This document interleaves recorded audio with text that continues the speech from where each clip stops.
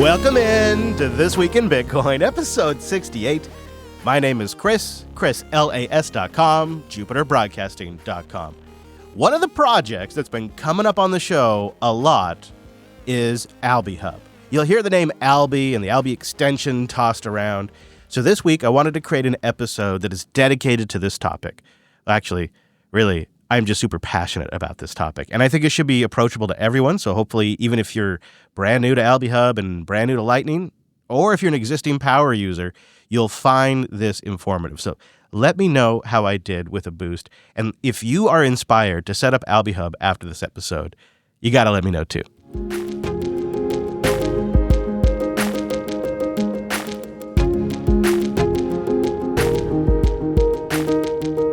Moritz, welcome to the show. And I was going to introduce you as the co-founder of Alby, but I'm not actually quite sure if that's the correct title or introduction for you. Yeah, thanks for having me, Chris. Co-founder is right. That's true. Even though now we have a lot of people working at Alby and also a big community, but me and two others, Michael, Boomi on the internet, and Reni, basically initiated the project Alby. And you've been before Alby, were you just passionate about the Lightning Network in general? Yes, that basically sums it up. And also that's how I got to Alby. I was working for a small venture capital fund that primarily invested in Bitcoin Lightning companies, did some research for them about interesting projects in the space. And that's how I also came across Alby back then, when it was still a pure open source project, basically. So it's for me, it's all about how can we use Bitcoin, and the Lightning Network is a great technology for Bitcoin payments. I feel like one of the ways we see that with Lightning in general is both with Nostr Zaps and podcast boosts. It really kind of, to me, show where the future of Lightning Network could go. Do you think there's some real potential there? I mean, the Zaps alone seem like they have been. Alby has really moved quick to support that, to be part of a real key part of that Nostr ecosystem. And I think Zaps are a huge part of it. Yes, I think about Zaps, what makes it so interesting, it's really is that it cannot be done easily with other technologies that we know, especially not on other closed social media platforms. So Zaps are basically small payments between users of Nostr applications, which are mostly today typical social media applications where you have profile, where you have news feeds, you can post stuff, and now you can also zap someone, meaning you can pay someone. And the great thing about these zaps is that people do not need to be all in one or all in the same app. They can be on different apps. And zaps are basically the standard across all these social media apps on the Nostr protocol to pay each other, right? And podcasting is similar. You have a very diverse ecosystem of applications, but one common language when it comes to payments, which is Bitcoin and the Lightning Network. And that's why both are great use cases for Bitcoin. And they are not replicable or hardly replicable with fiat payments.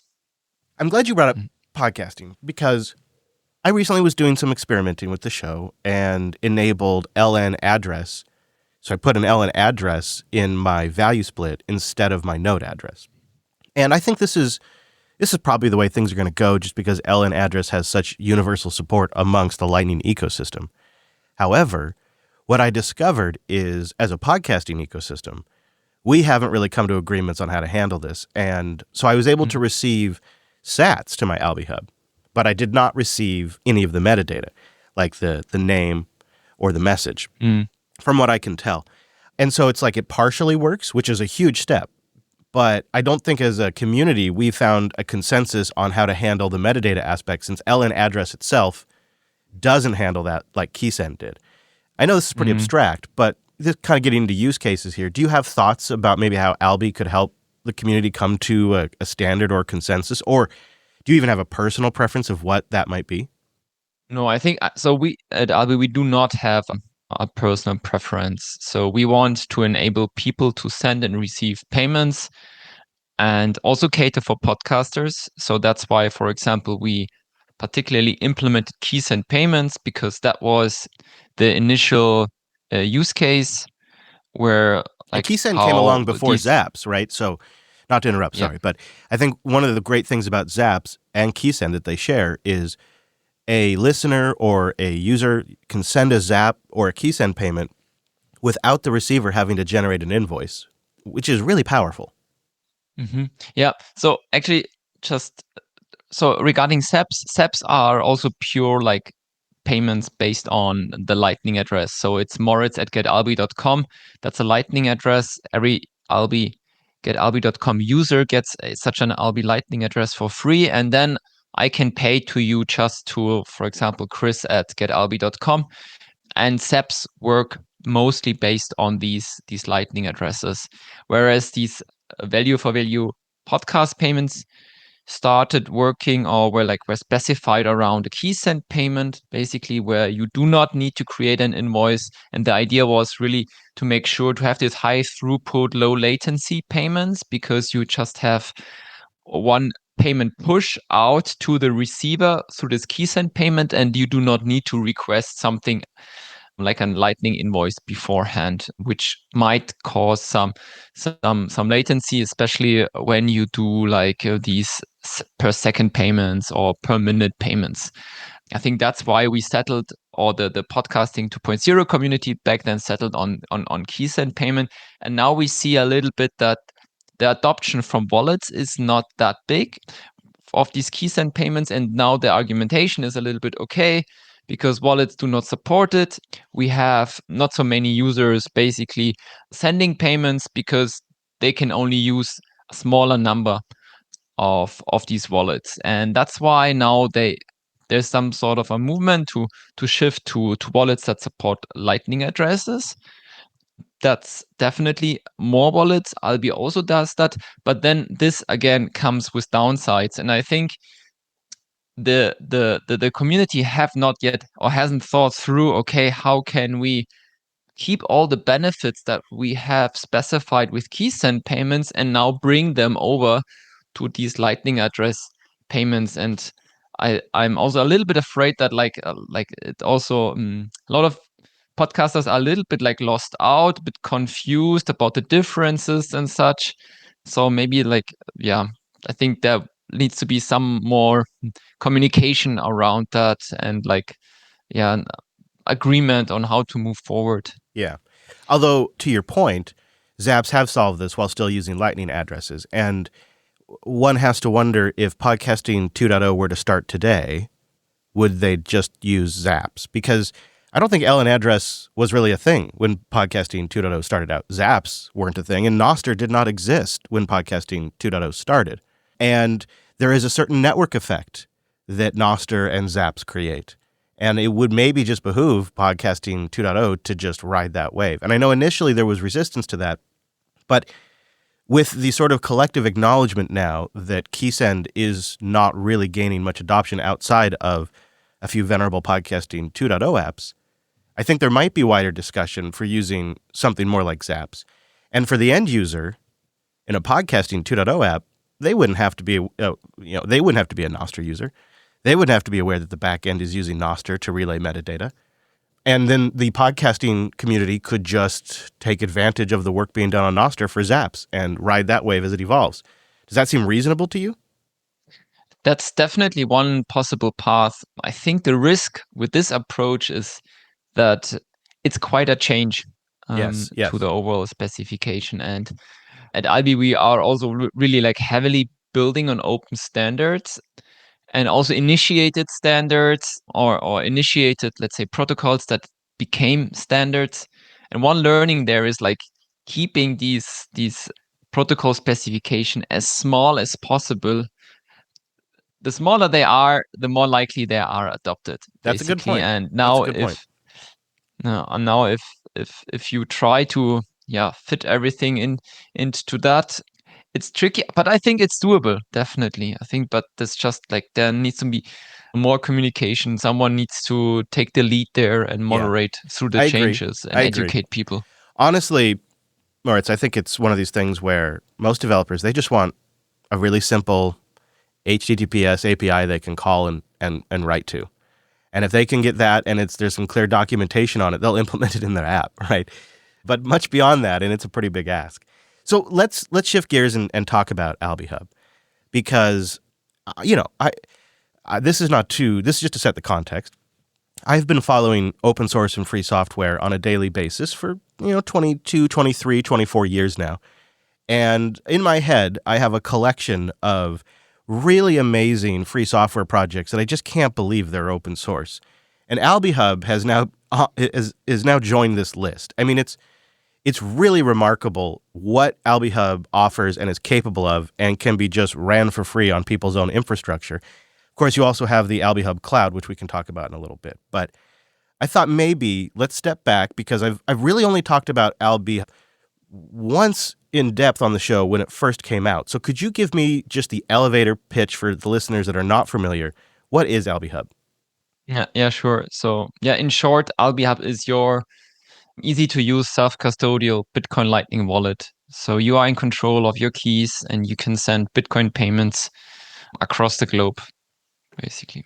And and for the audience that is aware of Lightning, it's also a very easy to use Lightning node, and you can participate in the Lightning network, and they give you tools to manage your channels and your identity in the Lightning ecosystem. I mean, it takes something that when I first started playing around with Lightning a few years ago, it took me 4 or 5 days to get my Lightning node actually sending and receiving transactions.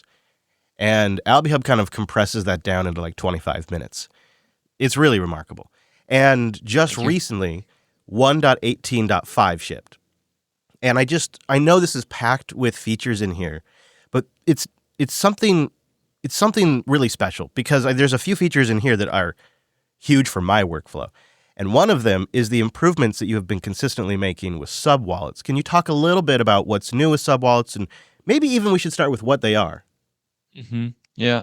So that's actually also one feature that we built for the podcasting use case in mind, because at least when we started with Alby Hub, or we just also released it 1 year ago, so it's actually not that old, but I think we made huge progress until today. But yeah, back then it was not like super straightforward. You need to be a little bit interested in Lightning to understand the details. And one big task is always there, like open a payment channel. And over time we automated that. But yeah, it still might not be very intuitive for some of the users. So the idea then was, okay, why can't you not share your Alby Hub? So you are maybe more like experienced Lightning user, experienced podcaster in the value for value space. With sub-wallets, you can basically share your existing Alby Hub with a newcomer in the space, and basically onboard them to value for value at zero cost, and like basically instantly. And they don't need to know any details about Lightning. But when they want to run their own Alby Hub in the future, they can do that anytime and migrate over. But that's really one use case. So it's basically sharing with family, friends, and other like colleagues your Alby Hub. And with these, you get a Lightning address and the key send credentials that you can put in the RSS feed. So you can also receive value for value payments with sub-wallets. So far, we've seen that's the major use case. Another use case is, for example, when you have a business and you want to separate incoming funds a bit better for different purposes, like private. You want to have a private wallet, you want to have a business wallet, then you can also use these sub-wallets, for example. That's an example we use here at Jupiter Broadcasting, is exactly that kind of separation for the business. But then also the co-hosts that they love the idea of the boosts and totally in on value for value, but do not have the time, capacity, or means to run their own Lightning node. Sub-wallet. Boom, works great for that. Also kids, spouses that need to participate in Lightning but don't want to manage you don't want to run a second node for them.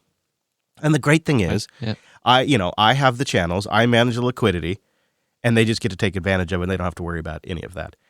So that's fantastic. Something that's also recently landed that I am really excited about, and I'm wondering if you can speak to it, is There's now some channel rebalancing capabilities in there. I think it's in beta. There's a few other things now like swapping. There's more features that are kind of coming to managing the liquidity of the node. Right. Yeah. So talking about swaps, because I'm personally very excited about them.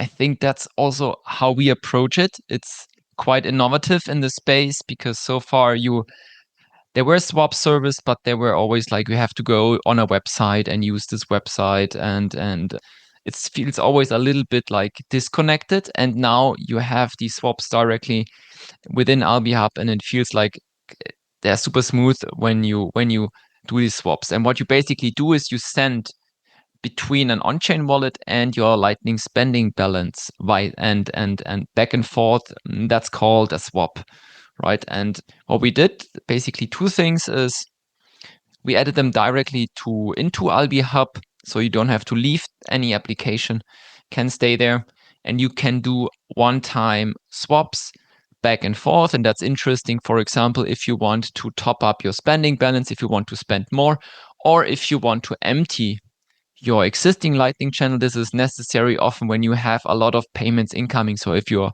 successful value for value podcaster, you receive a lot of payment just in one direction, right, from your audience. And at some point, the payment channel is full. And instead of opening a new payment channel, you can just swap all funds into your on-chain, basically savings balance, and keep the sats there, but keep also receiving from people over the Lightning Network. You can do that now once with one-time swaps, but we also added this feature of auto swaps. So you can define a threshold that say, okay, once I receive $1,000 in Bitcoin, please send them to my Bitcoin on-chain wallet. This can be in Alby Hub, but this can also be, for example, your cold storage, ultra secure Bitcoin hardware wallet. So it's totally up to the user where they want to receive these sats. So that's the swapping feature, and I think that's a great tool, especially for podcasters that have one-way payments often. Yes. I remember when I was one of the early beta testers, and I was like, I really want this feature. And I remember being told it'll happen. So it's really great to see it land. Something else that I think you guys are a little early on, and I hope to see wider adoption, especially in the podcasting 2.0 community, is Bolt 12. Where does this play a role, and what is this going to bring Alby Hub users? So we approach features basically really from the use case. Of course, we are like technology enthusiasts. That's why we are Bitcoin, right? But regarding Bolt 12, we saw some users using a special application out there, which is Bitcoin mining service, and they are customers there. To receive these mining rewards, they need to run a Bolt 12 enabled wallet, and that's why we added this feature to Alby Hub. And yeah, it's basically a improved Bolt 11 standard, and Bolt 11 is the typical Lightning address that we see day in, day out, basically today. So it allows for more privacy and comes with additional features which are really interesting. And with the implementation of Bolt 12, we basically also did the first step into this direction too. That's exciting. I'll also note that Bolt 12 natively supports including a message with a payment. Interesting. It has support for metadata. So yeah, could become another podcasting 2.0 spec in the future. Perhaps. Okay, so one last thing about Alby Hub, and of course you could bring up anything, but one of the things I've been enjoying is sort of consistent updates to what you're calling the App Store, and it's, for me, kind of the way to discover apps in the Lightning ecosystem. Where do you see this App Store going over the future of Alby Hub? So there are actually quite some interesting possibilities where we can develop it too, and it would be interesting also to learn a little bit from our users what they think about it and if they see any problems that we can solve for them. So in every Alby Hub there's an App Store, and these apps work particularly well with an Alby Hub because you can directly connect them to your hub. So this means you can then pay within these apps and you do not have to open the Alby browser extension or the Alby Hub itself. You enjoy native payments, but directly out of your actual wallet because you connected it. So you will find then apps like the browser extension in this app store, the Alby Go mobile wallet you find in these app stores, and a bunch of other very, very interesting ones, such as SEP Planner, for example, that lets you schedule recurring payment to your favorite creator. So let's say, okay, I love Chris podcast so much, I want to send him once a week 5,000 sats, for example. Then I can do that with SEP Planner, for example. So that's a cool app. And there are a bunch of other apps. And what we, for example, recently added are apps, these AI coding agents from Goose and Claude. So you can also now connect your Alby Hub wallet to an AI agent. And there will probably be a bunch of others like ChatGPT in the future, and interact with your wallet in natural language. And that's also a little bit, okay, we test things there, see how users adopt it. Do we really do we hit an interesting use case? Is it sticky? And that's how we want to make basically Lightning payments, Bitcoin payments, more interesting, and see if we can help solve a problem for our users by shipping new apps within this app store. Sure. What I think is also maybe missed for people that aren't Alby Hub users is it's also a Lightning identity management system. So when I connect to these applications, I can manage my identity essentially, which is really powerful because it means one online public key identity that goes across applications, and then my self-hosted wallet can also be brought across those applications. I have one other thing on Alby Hub I want to get to before we kind of expand out, and that is I saw kind of a tease in there about a virtual bank account feature coming to Alby Hub. What is going on here? Yes, that's true.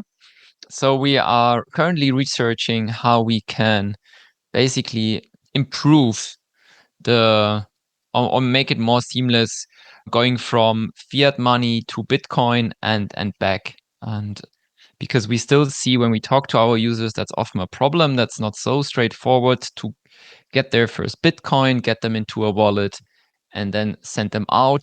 But also vice versa. If you receive a lot of Bitcoin, what do you do with that? Me personally, as a Bitcoiner, there's plenty to do, but you also often have cost denominated in US dollars, so you want to basically convert them. And adding a fiat account to Alby or a US dollar account can help, because then you don't need to use any other application. You can do that all directly within Alby Hub. That's the idea here. And there we are basically researching different use cases. Like there's a bunch of things that can enable that, like exchanges, bill payments and such, which is super interesting. Oh, no kidding. Yeah, no kidding. Oh, man, that is really interesting. So I want to talk just for a moment about, well, I guess I have a follow-up question to that. Is there a rough timeline on that? It sounds like it's kind of research phase right now. There's no timeline. So it is high priority on our roadmap. Okay. And we hope that we can show already something within the next month, but it's not so concrete yet. Okay. So let's talk about Alby Go. Alby Go is a mobile application that is really easy to connect to your Alby Hub. And I feel like it is an essential companion when you're using the sub-wallets feature. And I wonder if you could just tell us a little bit about where Alby Go is headed. Is it kind of feature complete in your eyes, or are there other directions or other things you're considering for future features? So for now, actually, I think Alby Go reached a quite good state. So it's stable, it's super easy to use, and that's what we wanted. Sort of completes a little bit also the Alby product ecosystem, right? So we have the Alby Hub, which is your self-custodial Lightning wallet, which is sort of in the center. We have the browser extension for all things. When you use the internet and the browser, you can connect the browser extension and pay then directly in the browser. And if you are on the go outside also and want to use Bitcoin payments, then you have Alby Go, which is also then powered by your Alby Hub. And with that, we are actually quite well, I think, set up.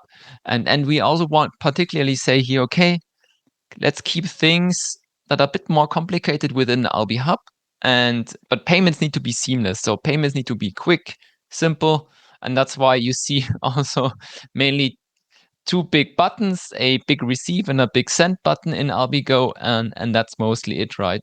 I think it's And brilliant. for now, That's brilliant. and for now, I think we're also quite good. We have, but still quite some ideas how we can expand that, but it's not so much of a priority right now. When I look at Alby Go, what I think is fantastic is that it's, as far as a mobile app, it's not doing the heavy lift of the Lightning transactions. It's communicating with your Alby Hub, and your Alby Hub is doing all of that lift. So it means the mobile app doesn't say there's other great apps out there that do mobile Lightning, but they do a lot of the implementation in the app, and that makes them very complicated and very heavy. Where Alby Go is you just want to do Lightning payments and you want to take advantage of the balance on your Alby Hub and its channels. And it also means that people that are not interested in learning Lightning can just use Alby Go with their sub wallet. So but when you think about it, it's taking advantage of the Alby Hub, its liquidity, its identity. That itself is almost a platform you could build other mobile apps on that do other features. Is there any talk about other future apps from Alby beyond just Go that would be for mobile devices specifically? Yeah, maybe not really or could also be for mobile devices, who knows? But like one product that we launched recently, still a bit more developer focused, is a own MCP server. Yeah. With what that allows you basically to connect your Alby Hub to AI agents and to all AI agents basically out there that support this model context protocol basically, which is sort of like the USB-C if you want that. So for APIs to talk with agents basically. And now you can connect that with an agent. So you have and that's again like the similar idea that we have with the browser extension or with Alby Go. So you have basically, you can see them as a remote control for an Alby Hub. The browser extension for the browser, Alby Go if you're out or you want to pay out of your pocket, and for if you use ChatGPT and such and you want to send a payment right from there, then you can use the Alby Bitcoin Payments MCP server. So that's again a way where we can build products where the new product itself is not so complicated because we can basically outsource that or keep that outsourced to Alby Hub, but we can then iterate quickly and make them better for our users. So Moritz, I've noticed, and I wonder if you agree with this first statement, it seems like there's been waves of use cases that have brought batches of new users to Lightning. Podcasting 2.0 has done it. Obviously, Nostr has. There's been these moments where new users show up and they need these support and services. Do you kind of agree that it seems like adoption sort of comes in waves like that, or do you see something else? Do you see it just a continuous trickle?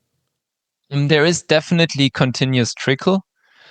Yeah, because that comes from, like, let's say, very traditional use cases like commerce, peer-to-peer payments, or like remittance payments. So these are things that have been there since the internet, and now just people see, okay, using Bitcoin Lightning payments, actually I can save a lot of costs comparing to Western Union. So these are use cases that are the market is growing just every year. Interesting. Mm-hmm. But then there are these, let's say, like sort of like unique use cases that you actually mentioned, like podcasting, for example, steps that haven't been there before, but now are sort of enabled by this technology, together with some leaders in the space that come together and define a new standard, build great product out of it. So I think it's a little bit both, basically. Do you suspect or hope, or are you seeing that AI and AI agents could be another wave of use cases for Lightning? I guess I'm not as convinced, especially with the rise of stablecoins in the U.S. I think they're going to go more that direction for AI, payments and things like that than they will Lightning. Do you disagree with that? No, not necessarily. I think like we will see quicker and better adoption of agents using Bitcoin payments than we see with humans, I think, because the environment is more made for that, right? So it's purely digital. It's also more anonymous. So you don't know each other. There's less trust involved. So you actually want to do often more like a micropayment first to test the service from an agent. You don't know where this agent is located. So you want to have sort of meta payment technology with Bitcoin. And also, I think what often stops maybe the adoption today is that so humans are very rational when it comes to payments, and there might also be this micro payment bias where you say, okay, I do not want to, I again have to think about the payment, so I better don't pay. I think so. Agents are not thinking, are very rational. So they need a service, they pay for it. So that's why I think we see a better adoption there in the agent space compared to the from humans. But what exactly we have to find out, and that's also where we do a lot of research at Alby, build showcases, and see what sticks. Where do we find something that we like, that a problem that we can actually solve for our users, and that's that's very much on our to-do list also the next month, and to be found out. So that's why I'm super curious if anybody has an idea there what we can build. Let's do that together. We are constantly looking for partners also to create some showcases and see how things work. Sure.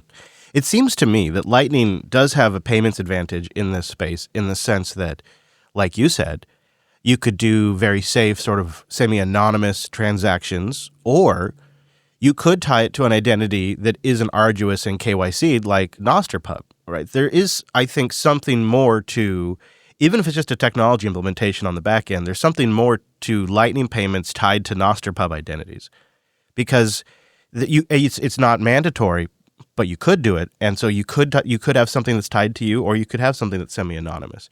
And just that space in general, Moritz, I feel like has a lot of potential, is NPubs connected to payments. I mean, you think about it in just the podcasting space, with Fountain and their implementation, when somebody boosts the show who's a Fountain user, that's tied to a Nostr identity, and now I'm starting to follow more people on Nostr who boost the show.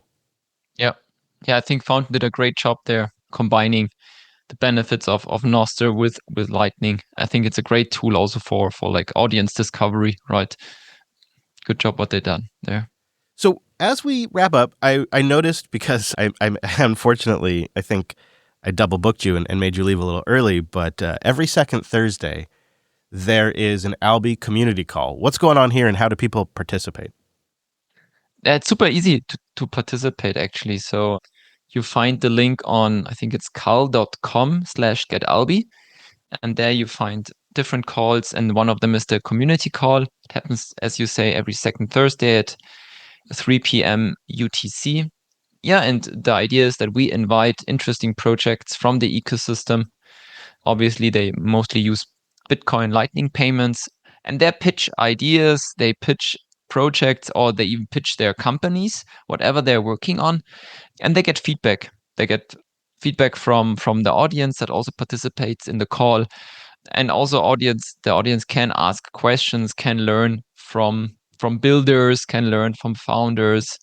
So there is quite some knowledge exchange, and it's always super interesting to get to know interesting projects. And really, like, everybody is invited and can join. Yeah, I saw it's often also co-streamed on Zap.stream, which is neat. Right. So that you can participate that way. Yeah, for example, Sam from True Fans has been there 1 or 2 times presenting updates of their platform. So really, like, the scope is quite open, and you can talk about whatever you want. And people get feedback, people can ask questions. So yeah, and I saw a couple of great apps demoed today that work with Alby Hub. That was fun. Yeah, I think it's super important to come together and work also together, right? To make things, like, especially to work in the open, but really make things product great so that people can use it on a daily basis, and not only today, but also in 1 year or in 3 years. Yeah.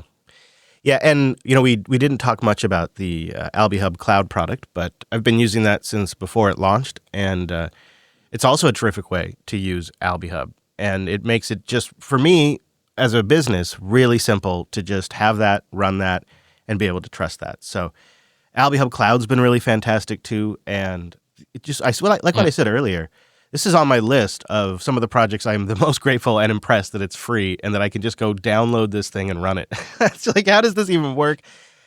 So I'm just really grateful for everything you guys have done for the Lightning ecosystem, the Nostr ecosystem, and obviously the Podcasting 2.0 ecosystem. So please pass that on to the team and let them know that I will do that. A lot of gratitude. Yeah, thanks for using Alby Hub, Chris. That's amazing. Now, is there anything we should have touched on before I hang up on you? Because I know there's a million things going on. Yeah, right there. True, there are a lot of things going on. No, I've never been so excited on what we are building at Alby than like this time. I think in the next 6 months we see quite some interesting additions, maybe also major changes again to Alby Hub, but definitely to the positive, better UX side of things. So we are cooking quite some exciting stuff there. Love it. But then now it's the perfect also time to get started, get familiar with these products. A lot to discover there. Indeed, Moritz. Thank you so much for joining me and for all the details. I appreciate your time.